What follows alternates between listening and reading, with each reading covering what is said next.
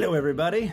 Well, today I'm fired up a little bit, and it takes quite a bit for me to get fired up usually, to get me a little bit emotional. What am I specifically emotional about today, and what should everybody else be questioning? Why there are only so few choices and we are forced to do what others want us to?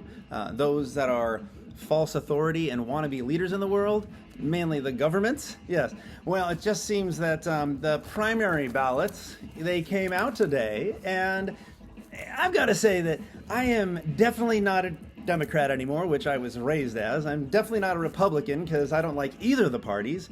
I guess you'd call me an independent, which I don't even like that title either, because I'm just a human being forced to choose either side of these things, okay?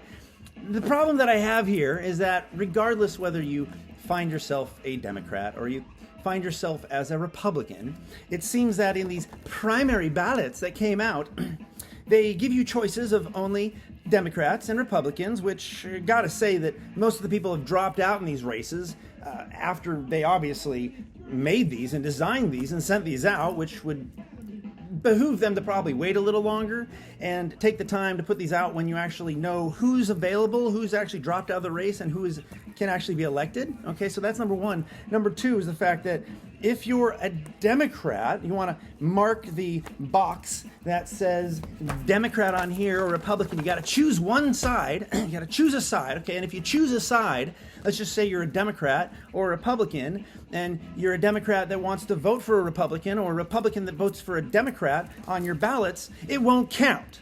So you're telling me that I feel like a Republican, but I want to vote for a Democrat. My vote's not going to count. I'm a Republican, and I want to vote for a Democrat. I think it just said the same thing again. You know, flip-flop it. Either way, it doesn't count. Why doesn't it count? I should be able to choose whatever party I want to be, whatever side I want to be on, and I should be able to also vote for whoever the hell I want to vote for.